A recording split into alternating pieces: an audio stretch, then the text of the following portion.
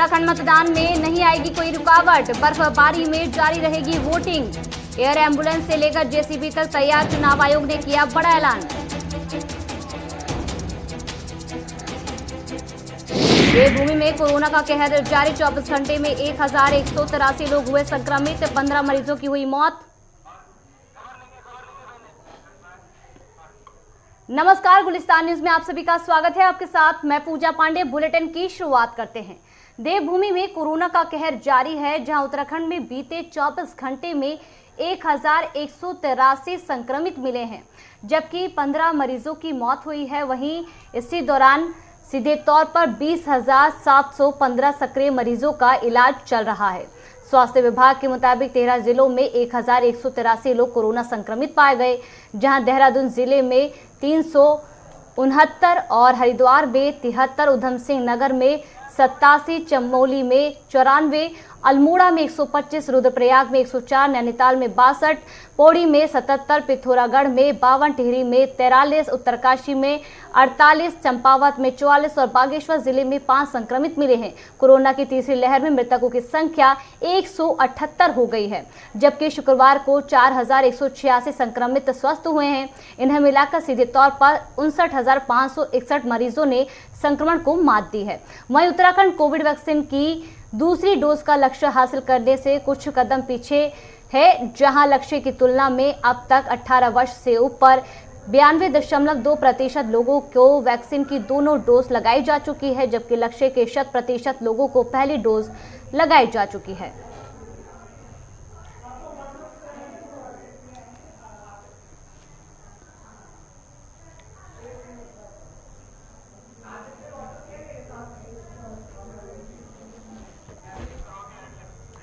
तो सीधे तौर पर कोरोना का जो कहर है वो लगातार जारी है प्रदेश में, और 24 घंटे का जो आंकड़ा आपको बता रहे हैं वो भी कहीं ना कहीं डराने वाला है। 24 घंटे में आपको बता दें कि 1183 संक्रमित मिले हैं, जबकि 15 मरीजों की सीधे तौर पर मौत हुई है। वहीं इसी दौरान 20,715 सक्रिय मरीजों का इलाज अब भी चल रहा है। स्वास्थ्य विभाग के मुताबिक 13 जिलों में सीधे तौर पर 1183 लोग कोरोना संक्रमित पाए गए हैं। तो लगातार कोरोना को लेकर चाहे वो प्रदेश सरकार हो या प्रशासन हो, बैठकें कर रहे हैं, इन सबके बावजूद भी कोरोना पर रोकथाम लगती हुई नजर नहीं आ रही है। और वहीं अगर बात करें प्रदेश की, तो प्रदेश में विधानसभा चुनाव भी नजदीक हैं, और अगर ऐसे ही कोरोना के मामले जारी रहे तो कहीं ना कहीं चुनाव पर भी इसका असर पड़ सकता है। हमारे सहयोगी धनराज गर्ग इस खबर पर ज्यादा जानकारी के साथ जुड़ गए हैं। धनराज, लगातार रिकॉर्ड दर्ज किए जा रहे हैं, कोरोना को लेकर मामले बढ़ते जा रहे हैं, मौत का आंकड़ा भी लगातार प्रदेश में बढ़ रहा है।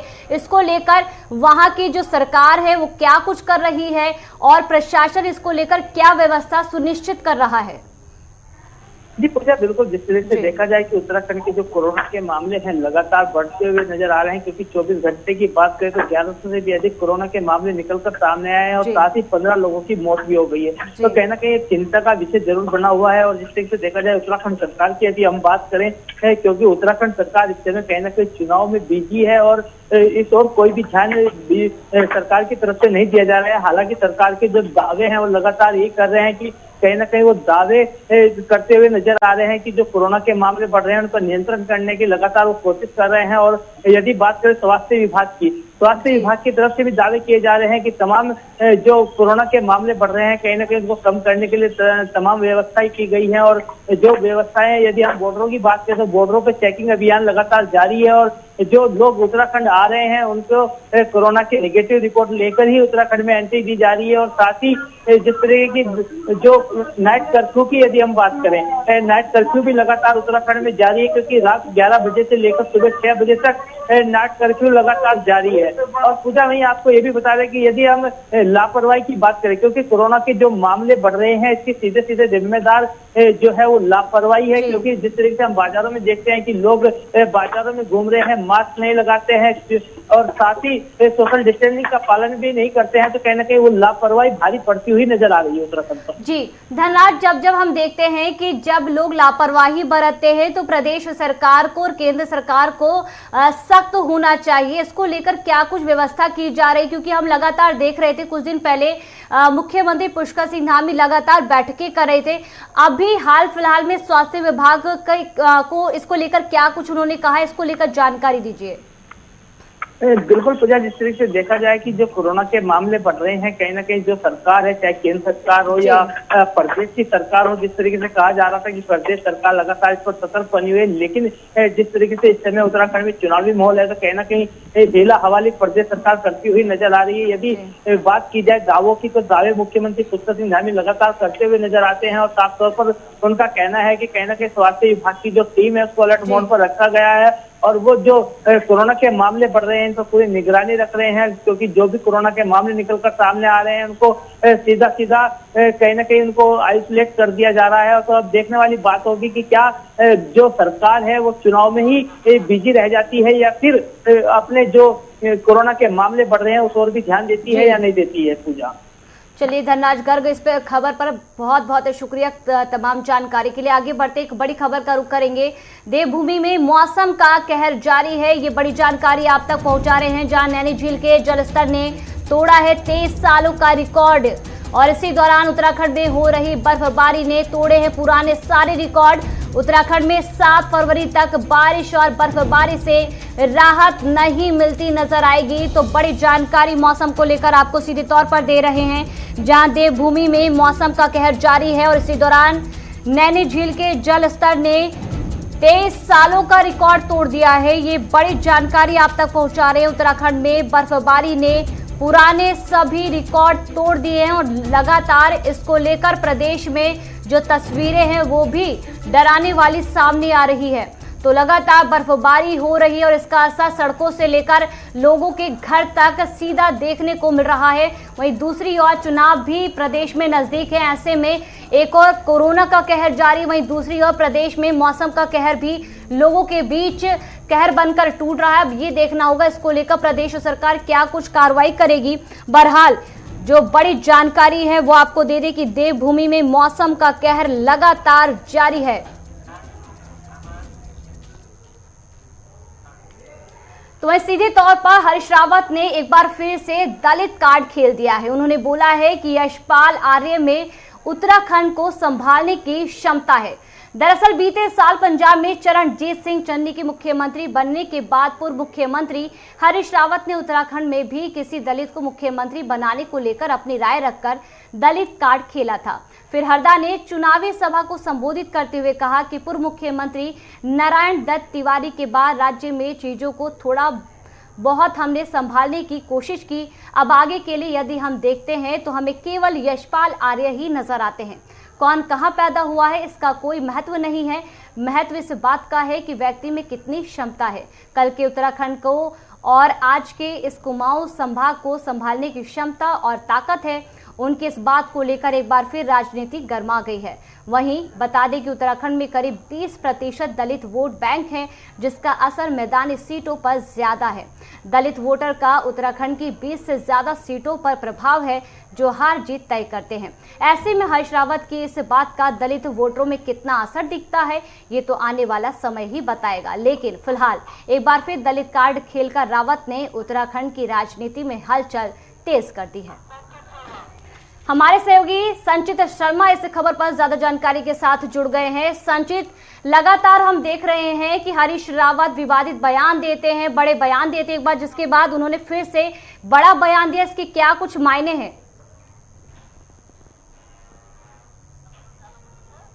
एक बड़ा चेहरा है जिसको लेकर के लगातार जब हरीश रावत कोई बात करते हैं तो उससे राजनीति गर्मा जाती है। अब एक दलित कार्ड की अगर बात करें तो हरीश रावत ने साफ तौर पर बयान दिया है कि जो मंत्री हैं, जो पूर्व मंत्री रहे और वो यशपाल आर्य, वो अब भारतीय जनता पार्टी को छोड़ करके कांग्रेस में शामिल हो गए, तो उनको लेकर के उन्होंने एक कार्ड खेल दिया, दलित कार्ड, जिसको लेकर के उन्होंने साफ तौर पर कहा है कि यशपाल आर्य के अंदर वो क्षमता है जो उत्तराखंड को संभाल सकता है। इसको लेकर के आप देखिए, अगर जब वो पंजाब के प्रभारी थे तो करणजीत चन्नी को उन्होंने वहां पर मुख्यमंत्री के रूप में स्थापित किया तो कहीं ना कहीं दलित वोट बैंक को टारगेट किया गया है इस जरिए।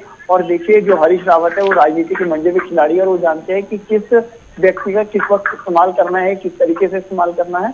तो उन्होंने ये जो राजनीतिक कार्ड खेला है चुनाव से पहले, तो कहीं ना कहीं जो दलित समाज के लोग आते हैं उनको सीधे तौर पर टारगेट करने के लिए उन्होंने बात कही है। और साफ तौर पर आप देखिए, इससे जो दलित वोट बैंक है वो निश्चित तौर पे जो कांग्रेस के पक्ष में जाता हुआ नजर आया।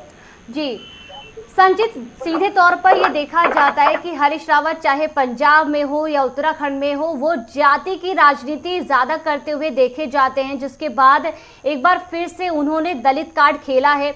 इसको लेकर क्या कुछ महत्व दिखाई देता है? और वहीं दूसरी ओर अगर बात करें खुद हरीश रावत की, तो कई बार वो खुद को महत्वता देते हुए दिखाई दिए हैं कि उन्हें मुख्यमंत्री पद का जिम्मेदारी दी जानी चाहिए।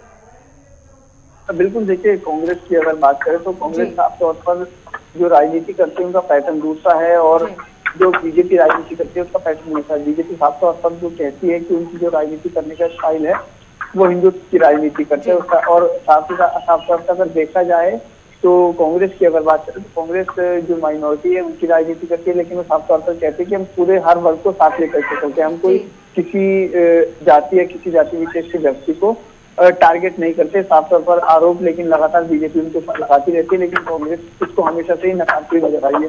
और आप देखिए, अभी कुछ दिन पहले एक विवादित बयान उनके पार्टी के जो नेता है उनकी तरफ से दिया गया है कि वो मुस्लिम यूनिवर्सिटी उत्तराखंड के अंदर बनाएंगे, जिसको लेकर के जो बीजेपी है लगातार वो कांग्रेस के ऊपर हमलावर है। उन्होंने कहा कि उत्तराखंड देवभूमि है, देवों की भूमि है, यहाँ पर गंगा है, यहाँ पर 4 धाम है, तो यहाँ पर मुस्लिम यूनिवर्सिटी बनाने का कोई मतलब नहीं। हम लोग संस्कृत यूनिवर्सिटी बनाने की बात कर रहे हैं तो ये लोग मुस्लिम यूनिवर्सिटी बनाने की, तो इसको लेकर के राजनीति इस वक्त उत्तराखंड के अंदर गरमाई हुई है। लगातार जो मुद्दे हैं, जो दावे हैं और जो वादे हैं सरकार बनाने के, वो दोनों ही पार्टियों में। आप देखिए कि हरीश रावत साफ तौर पर कह रहे हैं कि जनता जो है वो बदलाव चाहती है, और अगर भारतीय जनता पार्टी की बात करें वो साफ तौर पर कहते हैं कि 60 पार की बात हमारी पार्टी ने की और हमारी पार्टी 60 पार का जो नारा है उसको पूरा करेगी। चलिए संचित, बहुत बहुत शुक्रिया इस खबर पर तमाम जानकारी के लिए। आगे बढ़ते हैं।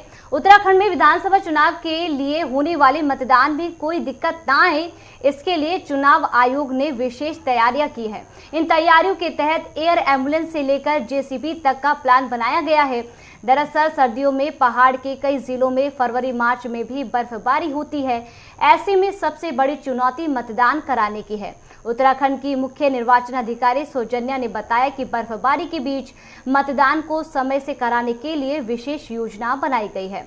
बताया कि जो बूथ तय किए जा चुके हैं वही मतदान होगा, इसमें बर्फबारी की वजह से कोई बदलाव नहीं होगा। इसी के साथ जहां ज्यादा खराब हालात होंगे वहां पोलिंग पार्टियों को जरूरत पड़ने पर एयर एम्बुलेंस से भेजा जाएगा।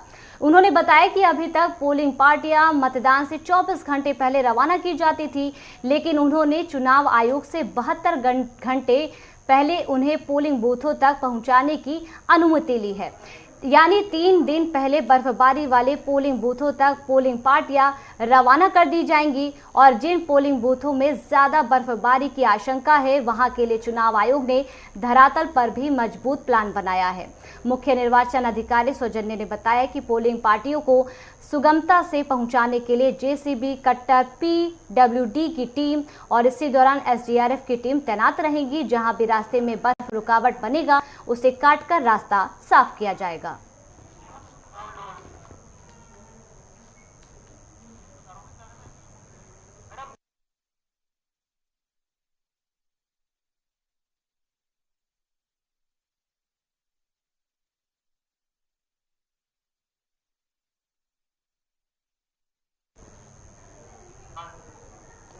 तो वहीं अब बात करते हैं प्रधानमंत्री नरेंद्र मोदी की। प्रधानमंत्री नरेंद्र मोदी आज हैदराबाद के दौरे पर हैं और इसको लेकर नरेंद्र सिंह तोमर ने क्या कुछ कहा, सुनिए। दिशा में काफी जागरूकता बढ़ी है, लेकिन प्रधानमंत्री हमेशा इस बात पर बल देते हैं कि कद्दन फसलें हैं, उनकी नई नई किस्मों का आविष्कार हो, उनका उत्पादन बढ़े, उत्पादकता बढ़े, उनका प्रसंस्करण बढ़े,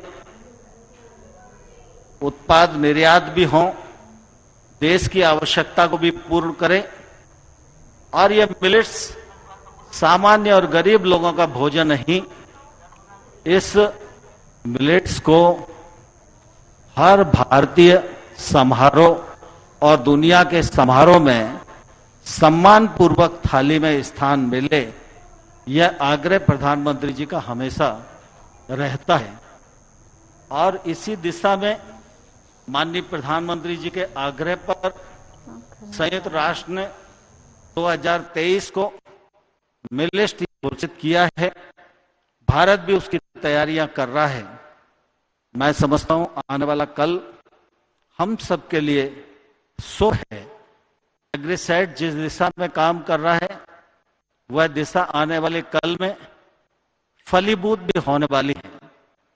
जलवायु परिवर्तन के इस दौर में सारा देश चिंतित है, सारी दुनिया चिंतित है और क्लाइमेट चेंज के प्रति हमारे प्रधानमंत्री जी की प्रतिबद्धता वह निश्चित रूप से दुनिया में सर्वविदित है। जलवायु परिवर्तन के इस दौर में एग्रीसेट जैसे संस्थानों की जिम्मेवारी और बढ़ जाती है।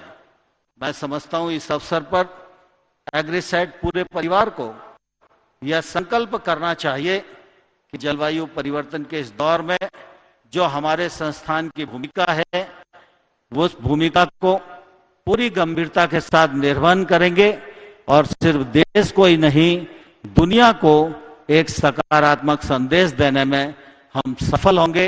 एग्रीसेट के 50वें वर्ष के इस मौके पर मैं पूरे परिवार को बहुत बहुत बधाई देता हूं, बहुत शुभकामनाएं देता हूं और मंत्रालय की ओर से माननीय प्रधानमंत्री जी का पुनः एक बार बहुत बहुत स्वागत, बहुत बहुत अभिनंदन, धन्यवाद, जय हिंद। तो सीधे तौर पर बड़ी खबर का रुख करेंगे। उत्तराखंड में चुनाव को लेकर आम आदमी पार्टी की तैयारियां तेज हो चुकी है, जहां उत्तराखंड के 2 दिवसीय दौरे पर सीएम केजरीवाल रहेंगे और इसी दौरान 6 और 7 फरवरी को केजरीवाल का उत्तराखंड दौरा है। तो सीधे तौर पर प्रदेश सरकार को लेकर एक बड़ा अपडेट दे रहे हैं, जहां उत्तराखंड विधानसभा चुनाव के चलते आज सीएम पुष्कर सिंह धामी डीडीहाट पहुंचे। सीएम धामी डीडीहाट में बीजेपी प्रत्याशी बिशन सिंह का समर्थन करने पहुंचे। वहीं सीएम धामी जनसंपर्क करते भी इसी दौरान नजर आए।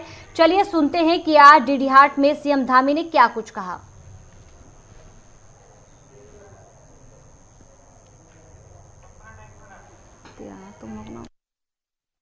रेला क्षेत्र में टनकपुर बुटे बागेश्वर रेल लाइन बन रहे और कतुक साल हो गया, 30-40 साल बुटे लगातार लोग जो है वो संघर्ष कर मचा।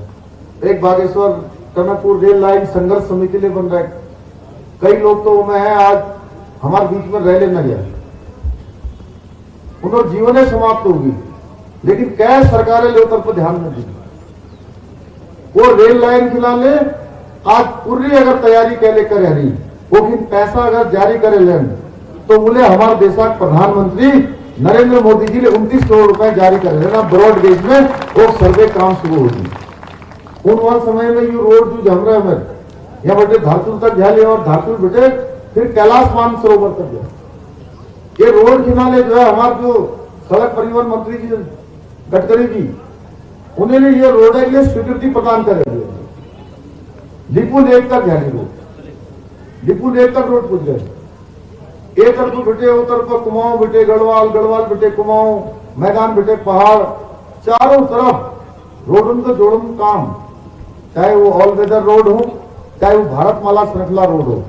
और अब एक अलग नया बजट में जैसे भारतमाला में रोड जोड़ना, उससे अब एक पर्वतमाला ने निकाला रही जटुगले हमारे ठुल मंदिर छन ठुल जगह जनक जाकर रोड न बन सकनी, वहां सब रोपवे बना और पर्वतमाला जो प्रोजेक्ट है वो पर्वतमाला प्रोजेक्ट के थ्रू वो जोड़ना काम हो गया।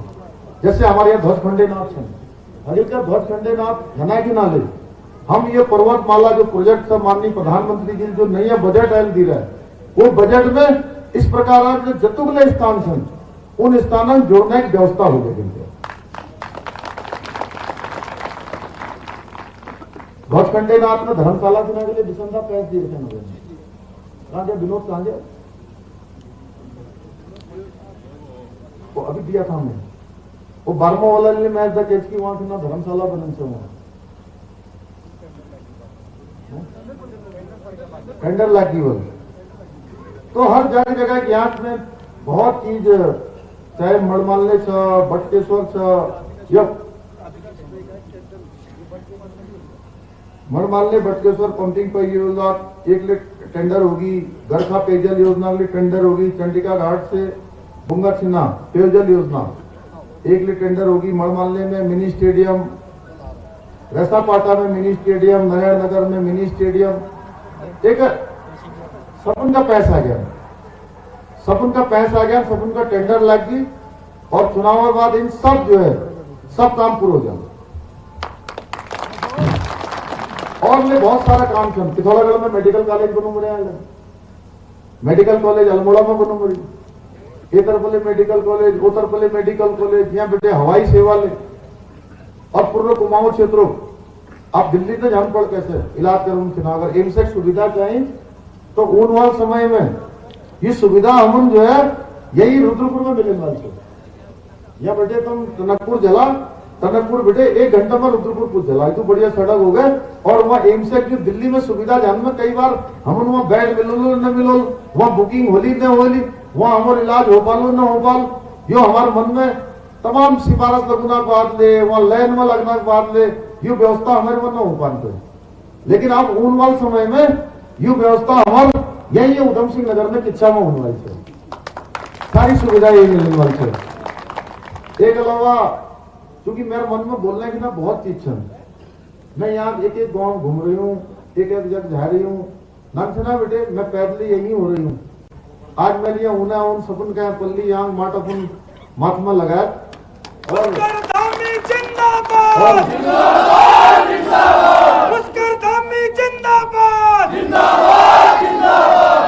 आज मैल माता पिठा लगाया, वो मैल एक ले लगाया कि यू माट जब मैं पैदा हो रही हूं, मैं मातृभूमि छ, मातृभूमि जन्मभूमि और ये पार्टी भी मेरी मारी एक माँ छ। इन सपन ले मैं हमेशा हगिन बड़ों काम करी। आज मैं अपन सपन के बीच में आ रही हूँ, 5 महीने में मुख्यमंत्री रूप में मैं काम करी और 5 महीने में मैं कोशिश करी जो मैं एक माट में पैद हो गई हूँ, मैं 500-700 फैसला लिया। हमें सपन ले लिया नहीं बिसंदा ने हमारे दगाड़ से जो सयान आदिम है यो अदिल के लिए चाहे नाम सयान आदिम होंगे।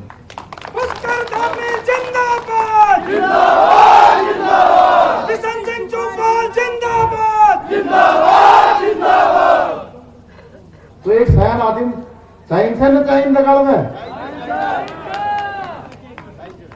तो ये नया वलन के बीच में एक सयान आदिम चाहिए।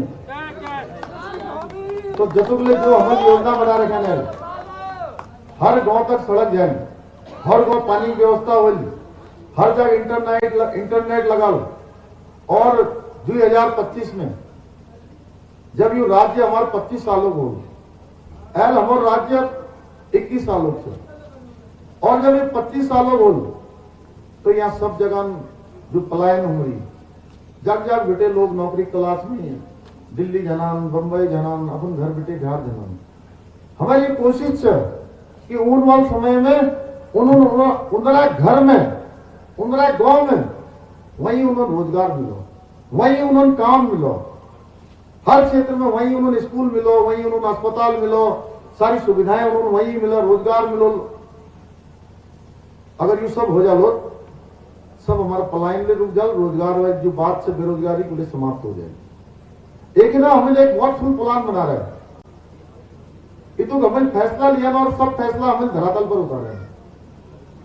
हमें आंगनबाड़ी बहनन से उन्होंने मानदेय बढ़ा, उन्हें पंखा बढ़ा, आशा सन उन्हें मानदेय बढ़ा, हमारा उपनला कर्मचारी सन उन्हें मानदेय बढ़ा, भोजन माताएं सन, पीआरडी जवान सन, उत्तराखंड आंदोलनकारी सन, हराम ग्राम प्रधान सन, उप प्रधान सन, बीडीसी मेंबर, जिला पंचायत सदस्य, सबन को अमल मानदेय बढ़ा है। ये फैसला इन्हीं में जो बिसंदा कुमरेन 700 फैसला सन, उन्हें 700 फैसला में इन फैसला लिखा है।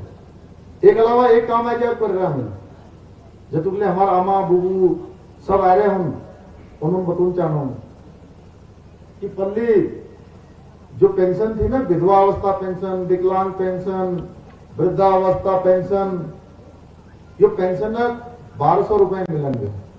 अब हमें उन्होंने 1500 करेंगे। जो तनख्वाह ने बढ़ा ली और केवल तनख्वाह ही ने बढ़ाई। अब घर में दुई छा आमले थे बुगले थे। अब बुबू तनख्वाह मिलन भाई अमा मिलन न भाई दुई ने लड़ाए होंगे घर में। कबर कबर बुबू जो है पूरी पेंशन ले आवे वो सब सड़क कर जाएंगे अमा के मिलने ने फिर। अब हमें के अमा बुबू अब तुम लड़ाई करने की जरूरत न है। अगर लड़ाई में मैं खत्म करना कि ना आ रही हूँ, जैसे हर सेक्टर में हमें लड़ाई खत्म करेगी। सब जगह बीचों का रास्ता निकालेगी, बीच में बाट निकाल गए। जब बाट न थे वाले बाट निकाली, एमएलए हम बाट निकाल ली। अब पेंशन दुगने मिले। और इसी के साथ फिलहाल इस बुलेटिन में इतना ही। नमस्कार।